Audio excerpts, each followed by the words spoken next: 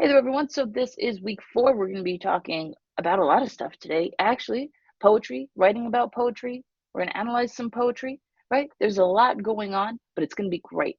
Now, I've heard from many people over the course of this term alone how much they despise poetry. But the thing I want you to keep in mind as you're reading it, as I'm asking you to read it, is that poetry is not much different than a short story. Okay, if you think back to the short stories you had to analyze for essay one, right? Everything in there had, like every story in there had large symbolic components, right? Things told us meaning um, without telling us meaning. And so, we already have become acclimatized to reading into language, reading into phrasing, right? Something sounds weird compared to the rest. Well, why is this weird? Is this some kind of code? Well, it might be. Um, so we've already acclimatized to starting to look deeper into these writings that we're working with. Um, with poetry, we just have to do it a little bit more frequently. Okay. With Hughes's poem today, there weren't a lot of unfamiliar terms or anything like that. It seemed pretty straightforward, right? You get the meaning of the poem out of it, just by first glance. But if you sit down and you think about it and you annotate, then you'll find a heck of a lot more connections. You'll find more information about how it's written, the tone, the phrasing, what impact that makes, right? So we have to kind of just keep in mind that because there are far fewer words in poetry, each word carries multiple meanings, right? Or has the ability to carry multiple meanings. Two different people can read the same poem and get two different messages from it, okay? And that's kind of beautiful. So anytime you sit down and you're like, man, I got to read some poetry, ugh.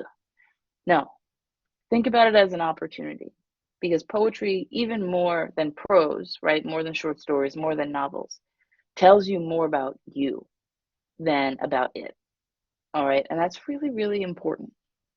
So, wanted to just kind of start off with that little reminder there because, man, a lot of people this term have been giving me guff about poetry. Um, but yeah, yeah. So, I just wanted to kind of put that out there. Now, before we dive into talking about poetry more specifically, I kind of want to broaden it back up to the class. So, you guys turned in your revision plans of essay one due tonight. Um, it seems like what I was reading in your revision plans, like you guys are on the right track. Okay. The changes that you're thinking about making can only benefit you. So I'm thinking you're gonna be all right. But but I want to give you guys an opportunity to ask me questions. What kinds of questions do you have about revising essay one, about essay one more generally? Um, any essay one questions?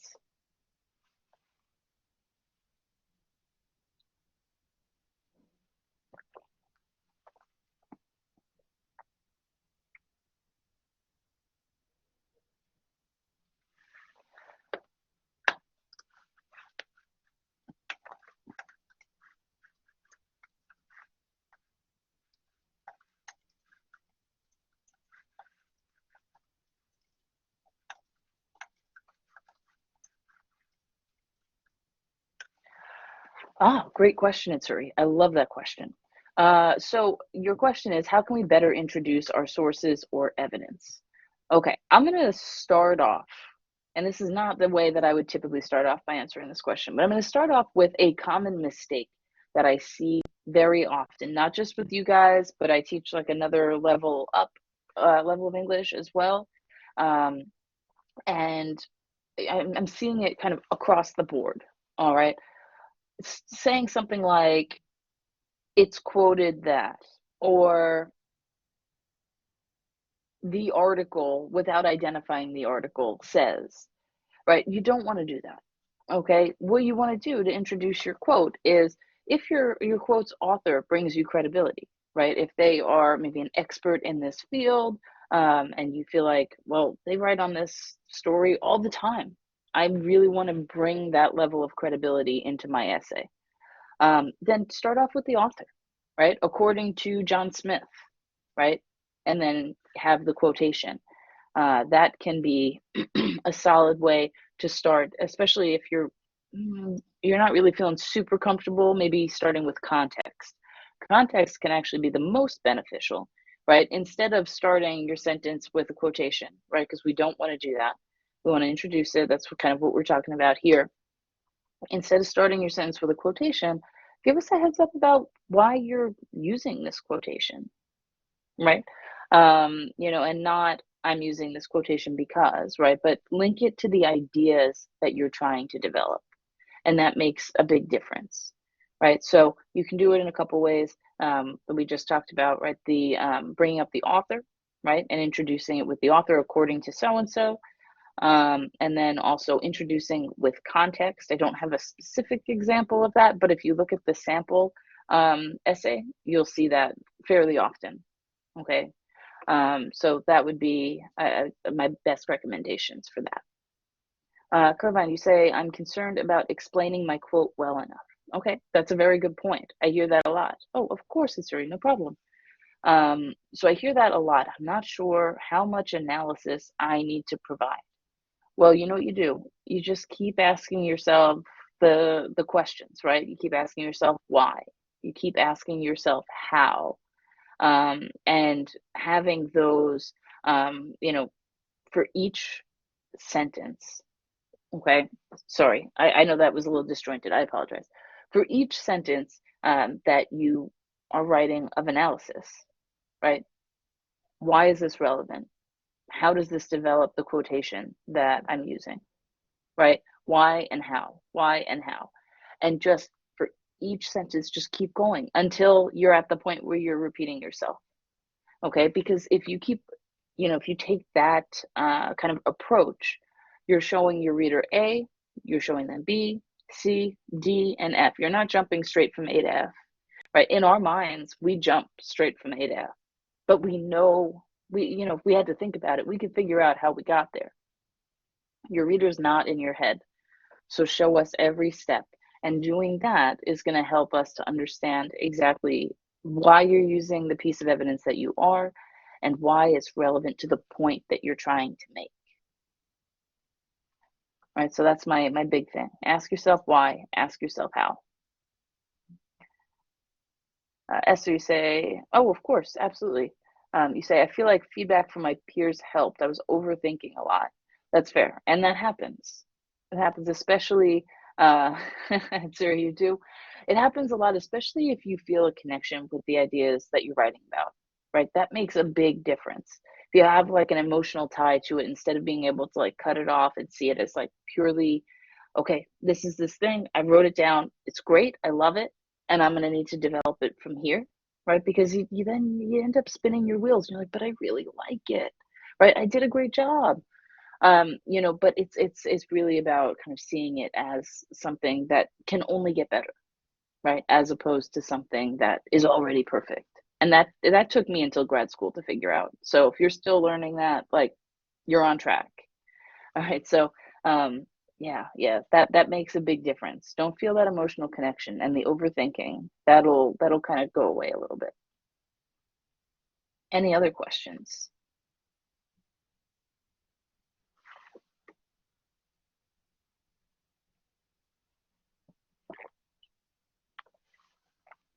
Gabrielle, you say, I worry about overwriting in each paragraph after including the context and the secondary sources and quotations. How many are too many sentences per paragraph? That's a great question. And one with actually no real answer. And the reason for that is because it really just depends. If all of your ideas are very focused and you just have a very content-rich paragraph and there's no real way to break it up, well then, I mean, it can be 8, 10, 12 sentences. But for our purposes, I'm thinking you probably want to max out at about 6 to 8 or so. Otherwise, you'll end up one paragraph will take over your whole essay. Okay. But a lot of times too, especially with the kind of writing that we're doing right now, if you start creating a longer paragraph, there's typically a natural break in there, kind of like where your ideas shifted and you're moving into a new concept without like realizing that's what's happening. Honestly, most of the time when students use longer paragraphs, like 8, 10, sometimes even a little longer, you can actually find a topic sentence in the middle of their paragraph, right? So just keep an eye out for that, right? If is there like an abrupt shift? If there's not, okay, you're on track. Like that kind of thing. So I think I would say try not to go over more than like 8 9 to hurt you, as long as everything is focused and clearly developed.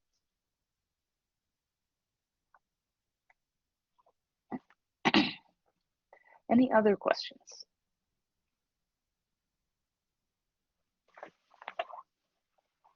Yeah, you're welcome.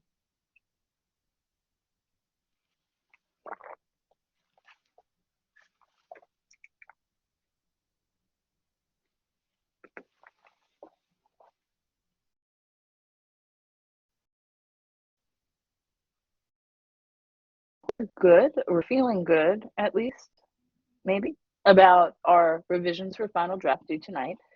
Um, Keep in mind that this is the that we have done so far. It's worth, I think, 15%. So make sure that you are staying focused and, that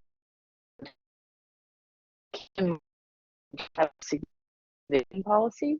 Um, you have to revise significantly from your draft into your final draft. Um, so don't just change one or two words and think that that's good. This idea of significant revision works on a sliding scale, right? If you scored an A, well, I mean, you don't have a huge amount to change to strengthen, right? So change a little bit here and there, maybe tweak your answer, but you've already got the content. If you got a D, right, or even a low C, you have content that you need to address, right? This isn't about phrasing. It's not about that, right? It's about fixing your evidence and your organization, making sure you have all the requirements, right? Those sources that we need to have from Galileo, those two secondary sources, right? All of these things are necessary. And keep in mind that you're going to have to put in. The higher it is, the less you have to put in, right? So there's not like a real concrete, you have to do this much or this little or whatever. But it's very much just like you need to revise your essay, right? Show me that you've made changes and adjustments that benefit the overall essay. All right, so I just wanted to remind you of that significant revision policy because people typically ask me and seem confused about it. So there's no real intensive way for me to quantify, but I compare your documents, and if you're not addressing any of the major issues of your essay, well, yeah, you're going to struggle with this final draft, right? So that's the big thing. I did post our essay 2 and our updated our assignment calendar for the readings for the next couple of weeks. All right, so we've got for essay 2, we are essentially doing the same thing except with poetry. Okay, we have 3 poems to choose from.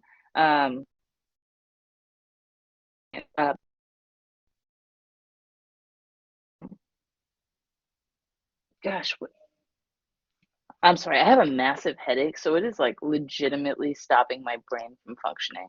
I apologize. I have to look at it to see it here to remember. Okay. Still I Rise by Maya Angelou, Because I Could Not Stop for Death by Emily Dickinson, and Annabel Lee by Edgar Allan Poe. These are the 3 poems that you can choose from. Uh-oh, is my connection back? You guys, are we good?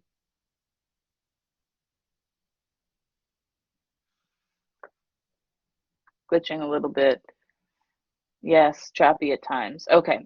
Okay. I don't have my computer is wired into the Ethernet, so I'm not even sure why the connection is not great. So we're just gonna have to roll with it. If it happens and it's too bad, let me know. Okay, you didn't hear the beginning. I was talking about SA2 assignment requirements. So I'll just start again at SA2.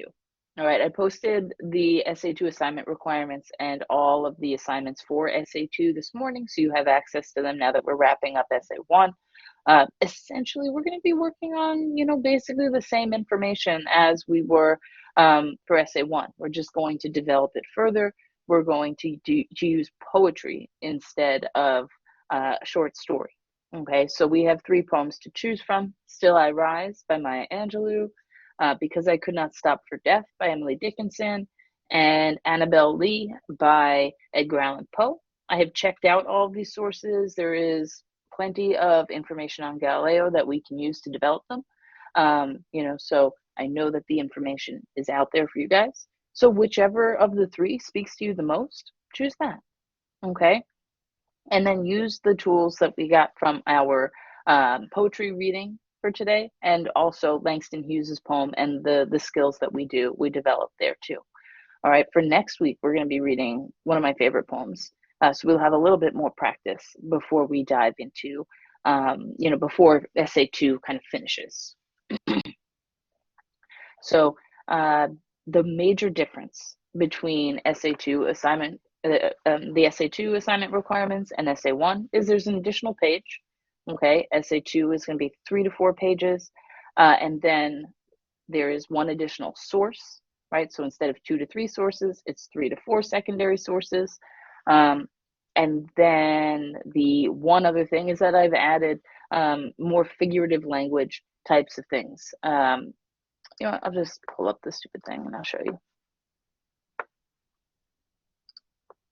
I thought that my head would allow me to explain this a little bit better without you having to see it. So I apologize. Okay, good. I'm glad, Vivian.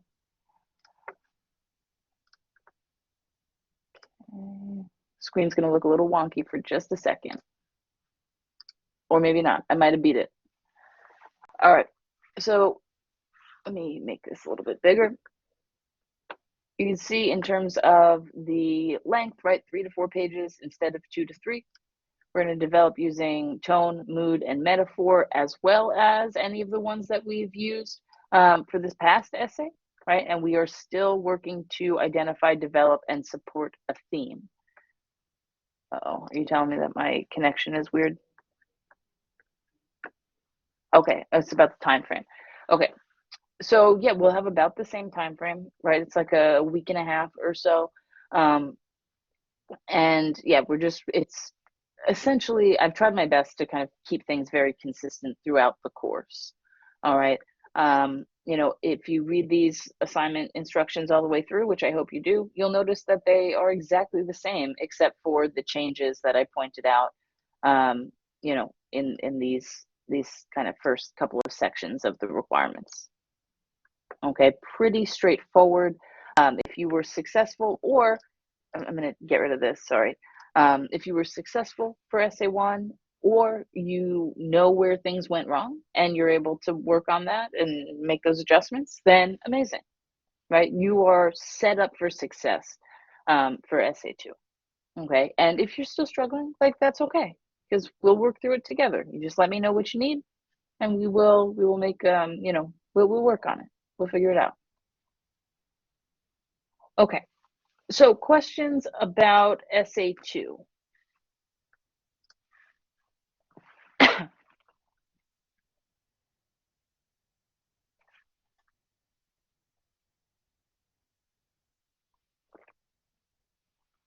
Yeah, you got Irvine, that's excellent. I'm glad. Everyone always tells me how much they hate poetry, so it's always nice to hear when someone enjoys it. Very cool. Oh my goodness. A class full of poetry people? This is awesome. This is awesome. Nice. Okay, I'm pretty jazzed. I'm not even gonna lie to you. Now, I do have to go over a few basic poetry things before we get started, because there are some things that we do need to, have a baseline for. So let me share the whiteboard here.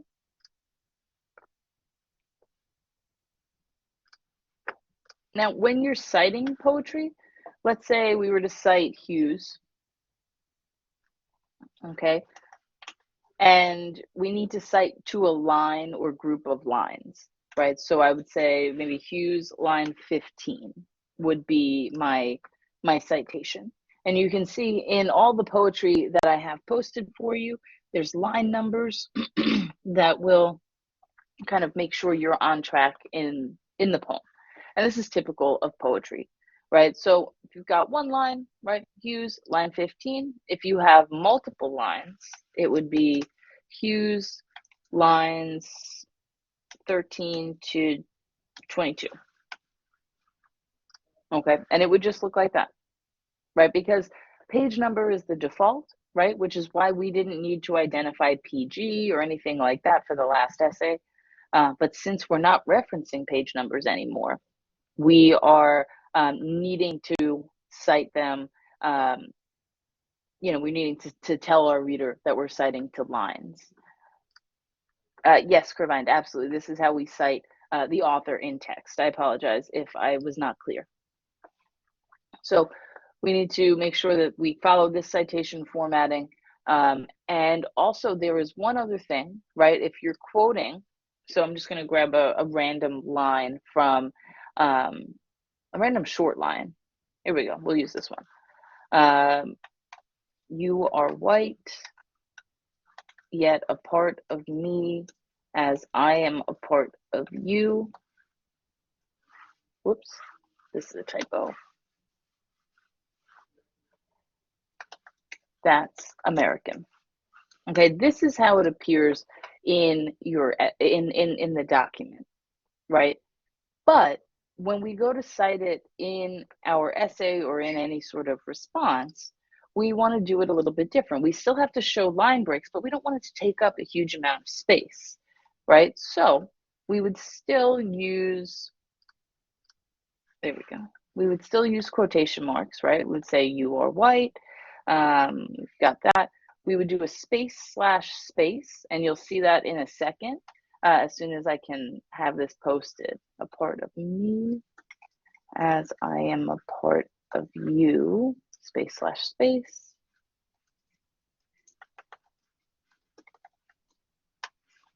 That's American, and this is Hughes, lines 31 through 34.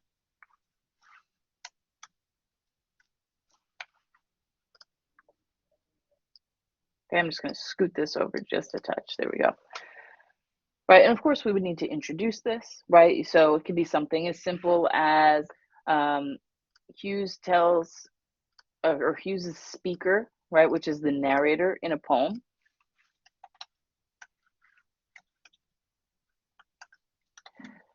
Tells the reader, right? Easy enough, right? We could also give it some sort of additional context, right? So let's say, actually, whoops, let me copy this, and then I could make that adjustment. All right, so we could say something like identifying that, like add our analysis here.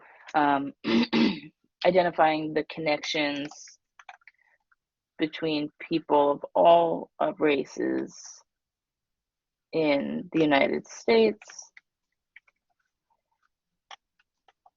Hughes writes, right, just like that. And you can see, like, obviously this was rough. This was just putting ideas out there to show you, one, how to introduce in the moment, but also to show you the formatting, right? So the big changes are that we need to identify line breaks, right? Because if you notice, this is this spot here. So instead of hitting enter, right, you include space slash space, and that will that'll serve as that. Okay, that is an identifier that we're now moving into a different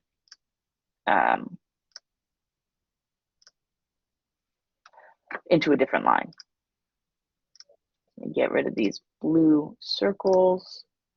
One day Blackboard will not be this bad. I don't know when that day will be, but it is not now. Ah, good. I'm glad you're back, Esther. Excellent. So just keep in mind that, and let me just make the quick point, because I didn't put the periods in initially, but our periods will go at the end of the sentence, and that sentence does include, it includes your citation. Okay, you don't want to put your sentence, after the quotation, but before the citation, because then your sentence is too removed from your citation. Of course, you say, I notice that the punctuation included in the lines of the poem comes before the slash of the line breaks. Yes, you're absolutely right. Right? Anything that we add in, whether it's quotation marks or it is a line break, like it's the slash for the line break, it is something that goes after the punctuation, because that becomes part of it, or stays part of it. Does that make sense? Cool. Any questions about this?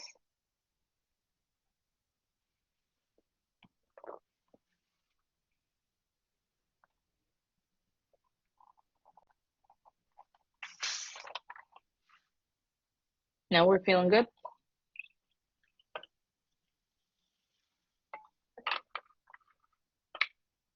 Okay, I'm assuming silence means acceptance here. Okay, Vivian, yes? Okay, good. Prevent, good. Okay, good. You're a little nervous. Don't be nervous. It's just like a typical citation.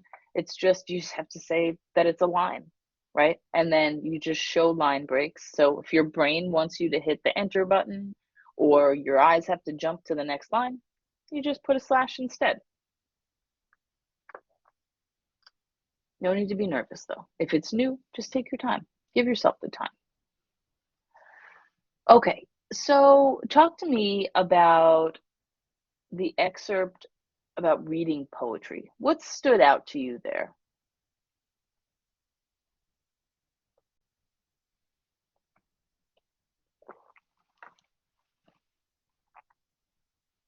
Like experiencing the power of poetry. Cheesy title, but what's it tell us?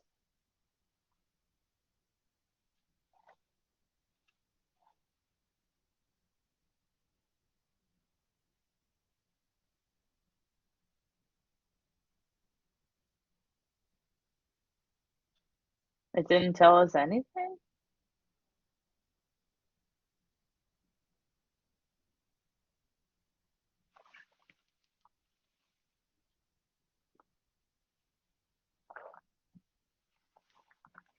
Absolutely. The used poem for sure does that.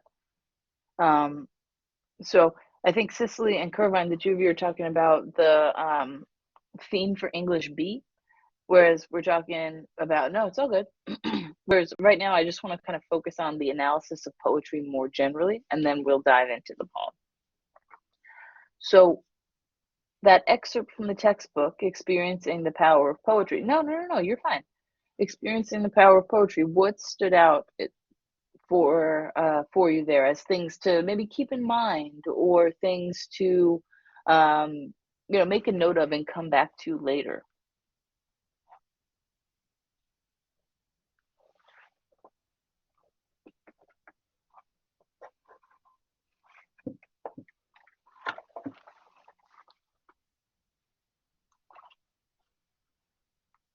My shoe untied. Sorry.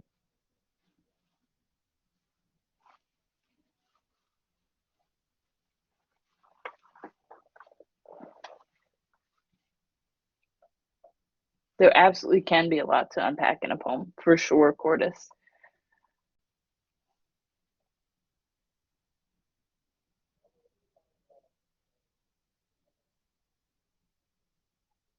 Yeah, and however you want to phrase it, right? Unpack it or open it up. You can kind of see that happening in the example on page 37 of the annotation, right? Identifying what an ode is. What's the word sylvan mean, right? Like having definitions around the sides of it. I have to say it's a lot easier to do when you're handwriting rather than trying to type it. So if you wanted to give it a shot, I would strongly recommend annotating. Okay, and not just because I'm a teacher and I like it when you write things. It's to help you understand your ideas and see your thought progression as you're seeing this information. So annotation does amazing things, especially if you see an unfamiliar word or you need to, or something is used in a weird way, kind of like how we see unravished in Ode on a Grecian Urn, right? And what was her name? Judy Smith. She, points out some potential ideas about what that could mean, right? Uninitiated, maybe sexually, right? And she just writes this down, and that's great because that's a connection she can make later, right? So I think if you get one thing out of this particular reading, it should be the value of annotation and writing your ideas down as you have them, not just sitting there and reading the whole text right in front of you, right? Like just reading it without a pen, without anything. Make notes. Curvine, you say opening up the poetry and analyzing the imagery in connection to the language being used, also just interpreting certain phrases the poet is using. Absolutely, right? All of this is so vital to your analysis, not only now, but later when you go to write, right? Or we go to talk about it. So make sure you're writing things down because you can't really open it up without it. Quarters, you say, even annotating once during a first pass and then again after an additional pass. Absolutely. Absolutely. And it's so interesting too, because um, I tend to annotate with different colored pens. So I'll use like a blue pen my first time through and a black pen later.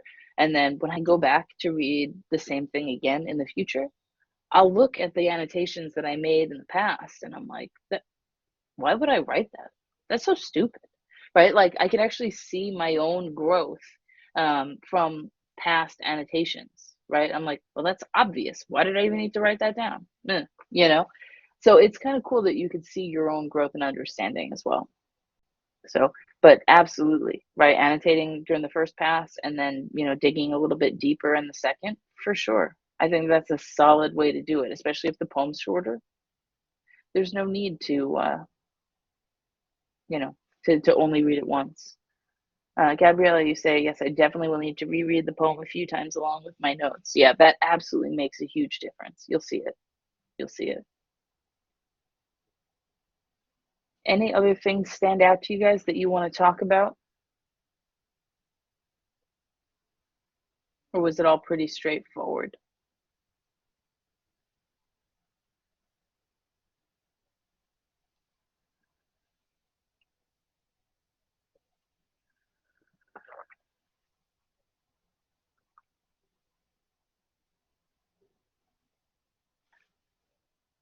Okay, good deal.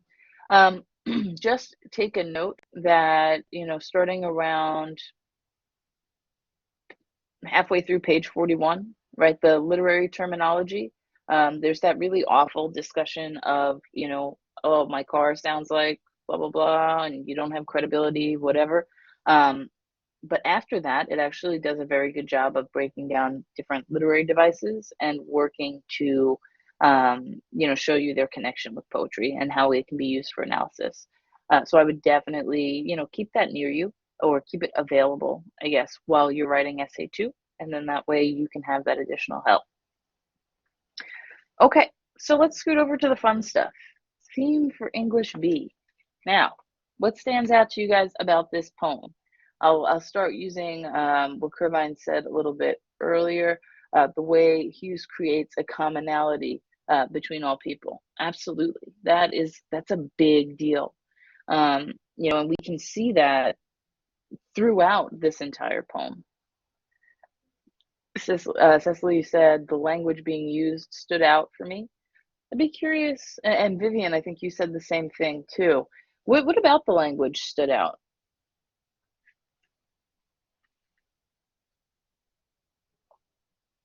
Mm-hmm. Absolutely, Cordis. He feels like an outsider. And how do we know he feels like an outsider?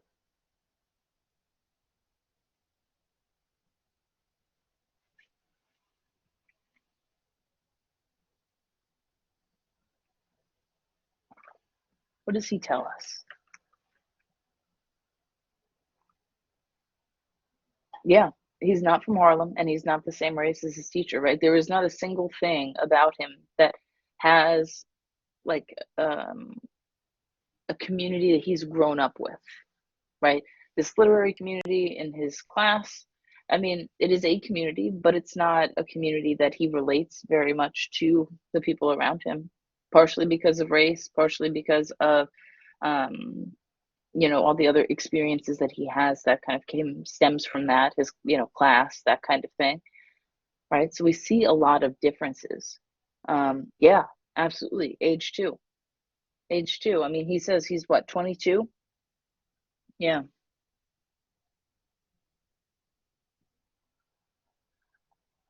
absolutely. So what other things stood out to you guys?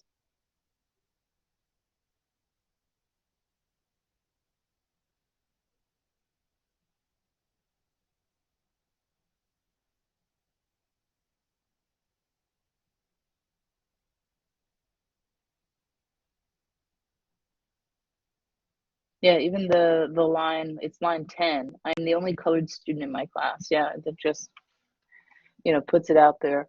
Um, yes, Gabriella, absolutely. Great minds. I love it. Yeah, absolutely, Cordis. He does, right? He says, um, let's see,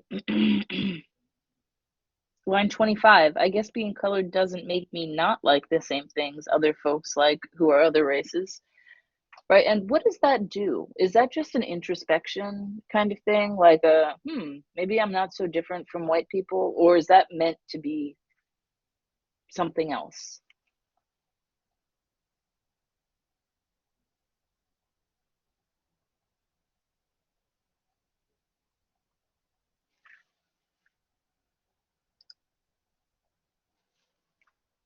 Is that maybe extended outward, or is that only inward?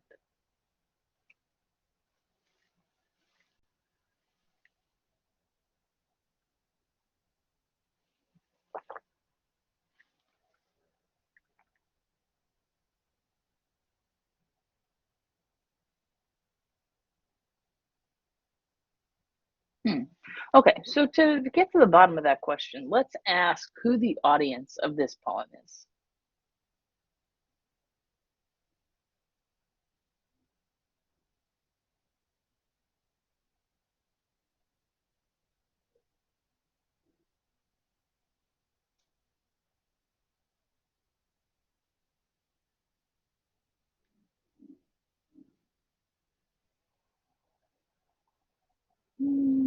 Everyone, I mean, yes, broadly, right? Because he publishes it, so it's meant to be for everyone.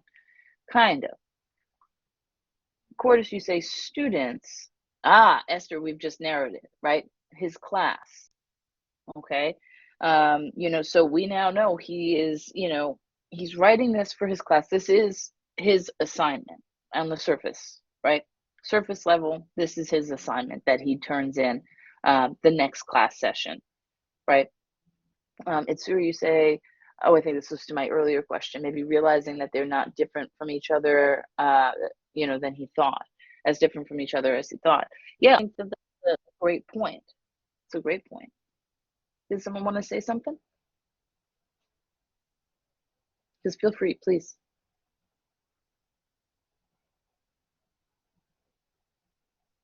Okay. I don't mind the chat box, but I most certainly don't mind a faster paced discussion too. Um, so why does he keep bringing up Harlem? Does this have to do with his audience a little bit too? Right? If his audience are his classmates, what what's the point of talking about Harlem?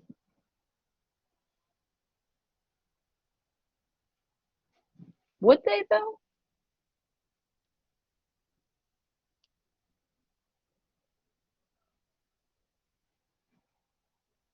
Okay, that is what he's familiar with, but he's still new to Harlem, right? This isn't a place that he's lived forever, right? He obviously knows how to get around because he gives directions in this poem. But why would he do that? right? Why such a focus on Harlem?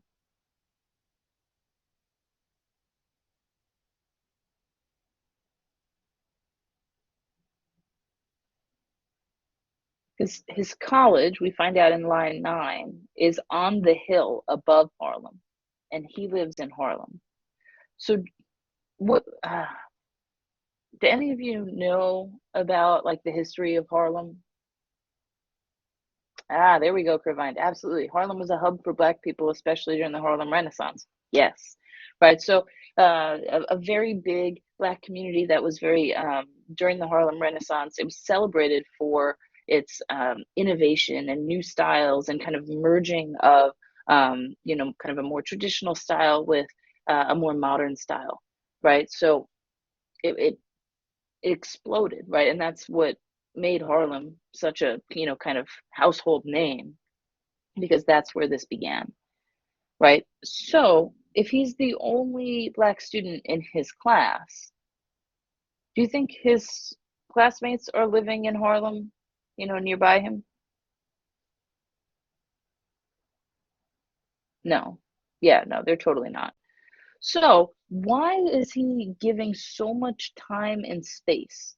Right? We see starting line 11 and running through line 14. The steps from the hill led down into Harlem through a park, then I cross St. Nicholas, 8th Avenue, 7th, and I come to the Y, the Harlem Branch Y, where I take the elevator up to my room, sit down, and write this page. Ah, it sets him as an outsider physically. Now, why physically? Because I don't disagree with you, but we need to unpack it just a bit more. That's an interesting point that Harlem can be his only connection to himself. Why is that?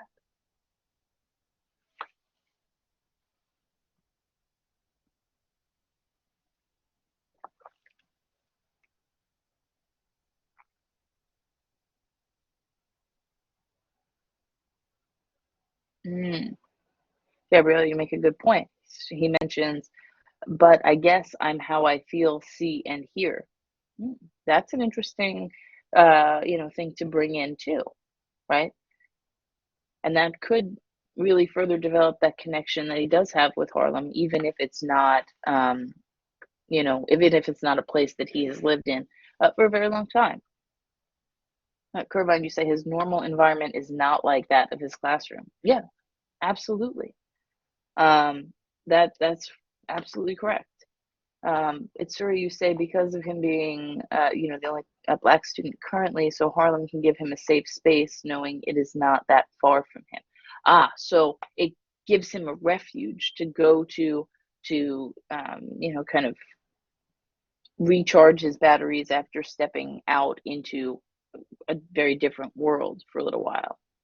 I think that that's absolutely fair. Gabrielle, you say Harlem, I hear you. He feels more comfortable there. Yeah, that's the first thing that he hears, right? Harlem, I hear you. And then he says, hear you, hear me, we two, you, me, talk on this page. I hear New York too. Me who? What in the world's going on with that? Is this just he needed to fill up some space on the page, so he went for it? Like, what is the purpose of this kind of back and forth?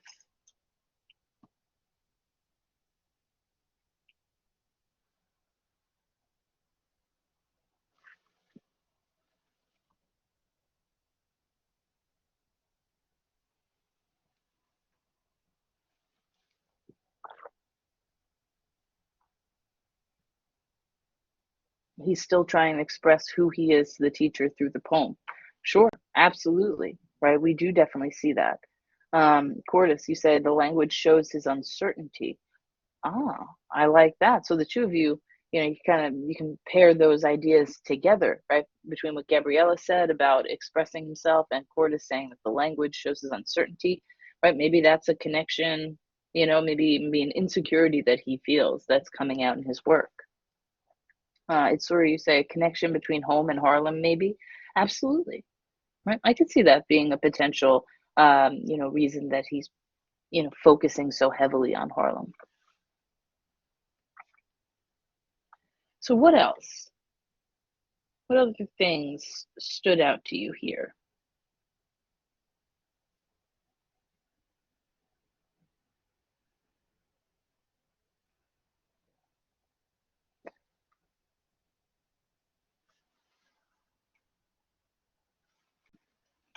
Provide you say in the end he acknowledges that him and the instructor can learn from each other, even though the instructor has more privilege societally due to racial issues. Ah, yes, that is definitely part of it as well, right? He mentions the instructor's privilege not only just by the fact that he is the teacher, right? The established power dynamic there, but the fact that he's a different race. Um,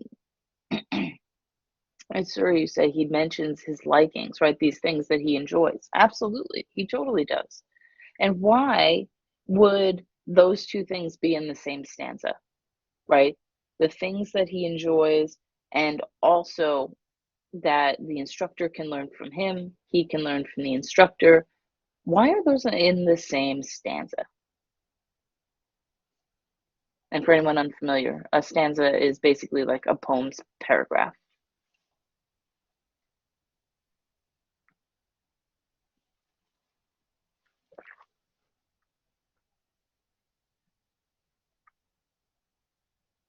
Provine you say, I think this is where he specifically is creating that commonality. Absolutely. Right. And then the question we need to ask to make sure we develop that further is, well, how? And Cordis, you say that there's a connection between them. Absolutely, there totally is. More than one. How? How do we know?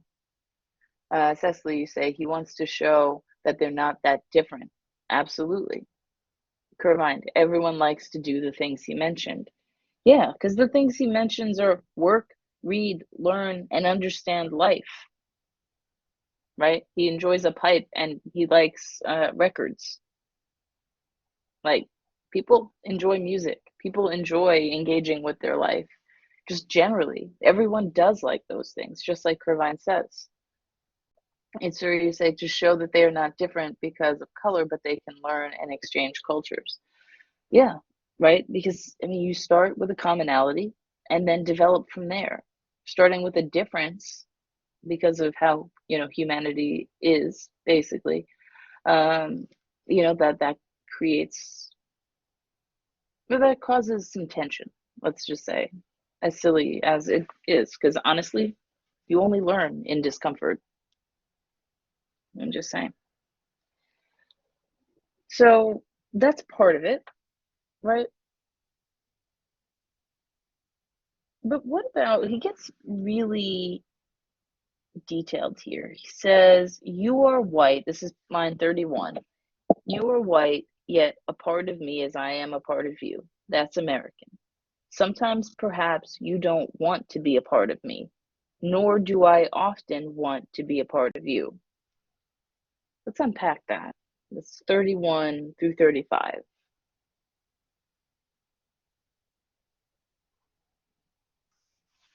I think he's saying that they're a part of each other because he's the teacher is his instructor, and so they're Okay. they have to they work together as Okay. teachers. So like they have, oh, I'm sorry. I'm sorry, my kids are like doing things they shouldn't be No, doing. you're good. Yeah. So because they're working in a classroom environment, right? It is still a work environment, right? So we've got, um, that relationship that they have to have there, right? This working environment where we know that based on our basic understanding of teacher student relationships, that the teacher wants to push the student to be better. um, but Langston Hughes kind of throws this down on his head a little bit, or on its head a little bit, and says like,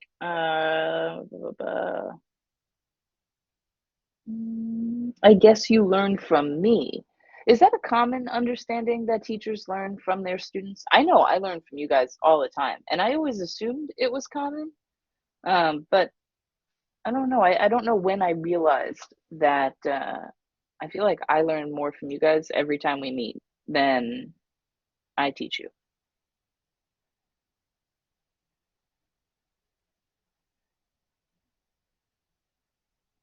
that something that you realize happens? Yes, because You don't think it's common? I think it is Yeah. because I tend, when we do discussions, they tend to be like about the student a lot of the time. And like in psychology, I know my professors have learned a lot about their students in general. So yeah, I think so. Yeah, that's interesting that we have some difference of opinion, um, here as well, right? Because, I mean, Gabriella, you're saying, yes, I've seen this happen. Curvine, you're saying, I don't think it's that common. It may not be. I don't know. But I know I learn so much from you guys every term, every term. It's where you say the teacher can learn from his customs and his knowledge, a different way of thinking. Absolutely. And I mean, we know that he's going to share because he's writing, right? So he's sharing his customs, his ideas, his feelings, in a way that's less guarded maybe than it would be verbally. Cordis, you say, I think it is common. I also learn from my classmates in discussions. Absolutely, because we soak up things. Turbine, you say, because I think some professors like to data dump instead of creating a dialogue. Yeah, that does happen sometimes, unfortunately. But there are some classes that need that more than others. Like ours would be weird if it were a data dump. It just wouldn't make sense. But like anatomy and physiology, like maybe that needs to be. I don't know. But that's why I like English, and I have no idea anything about anatomy and physiology.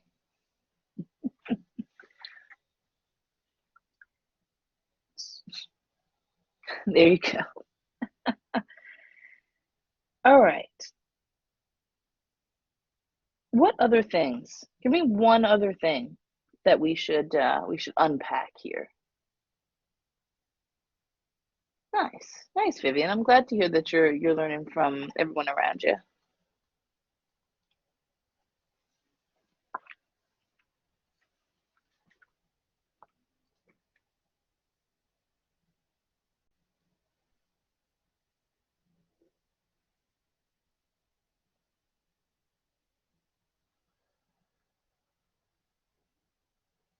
He mentions rage. Well, I'm conflating words. I apologize. Race, age, and freedom. Absolutely, right? And how are all of these things working together? Cecily, you say, why does he say he learns from him even though he's older? Who is the he? Are you saying that why is he saying that the teacher learns from him even though like he's an older guy? Or are you saying why does the speaker learn from the teacher even though the teacher is older?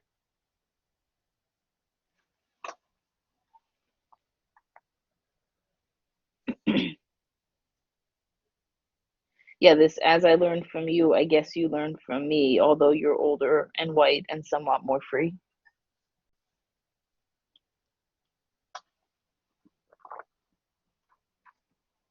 Well, there is an assumption that older people know everything. They've got the wisdom. I don't know. That could be the angle, right? Like breaking the assumption that this teacher can't learn from his student. It's where you kind of compare this to Matilda. I need to hear more about this. Please tell me. Curvine, you say in the line that's like sometimes you don't want to be a part of me. I think he's saying that he values his culture and background as a black man and is not trying to just conform to the expectations of the professor and white people in society. Yeah, I think you're absolutely right. And I think the part that kind of nails that home, at least for me, is the next line, right? Because he says, sometimes perhaps you don't want to be a part of me. And the phrasing here, nor do I often want to be a part of you, right? We see sometimes perhaps when he's talking about the teacher, and then when it's his own feelings about, the connections between black and white people, right? He says, nor do I often want, right? Like often is far more frequent and far less wishy-washy than sometimes perhaps. So I think that's a great point. Cordis, you say, right, isn't it? Like, oh my goodness, that's the kind of thing you look out for in poetry, you guys. Course, you say, I think the teacher learns from the student because of the culture difference, for sure. Absolutely. And Cecily, you were thinking about Mrs. Trunchbull. Um, ah, I see it. I see it. It took me a minute. It's true. You say basically saying just because you're older and maybe wiser doesn't mean that you can't learn from me, nor am I not as wise of you as you because of my race or age. Oh, I see what you're trying to say. Yeah, yeah. And the thing is that there's it's not only like both of those things together work against the notion that the teacher can learn from the student in this particular situation. No, no, no, no, no, you're fine. That was so helpful. Thank you for clarifying that. I really appreciate it. Yeah, and that kind of connection there, recognizing the connection, considering whether to reject it, right? Because the part that Curvind was pointing out definitely shows some, you know, we are connected. We don't always want to be, but it's an American thing, right? We are together American. And that's a major part of Langston Hughes's poetry, right? This notion of togetherness and of you know being in it together because that's how America is, right? This very hopeful message under the surface. And you see it in many, many poems that Langston Hughes writes. You see it in plays that he writes.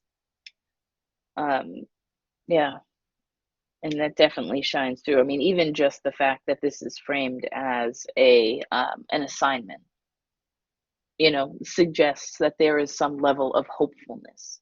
Because I don't know a single person that turns in an assignment and doesn't hope that they do well on it, right? Even though this poem is about far more.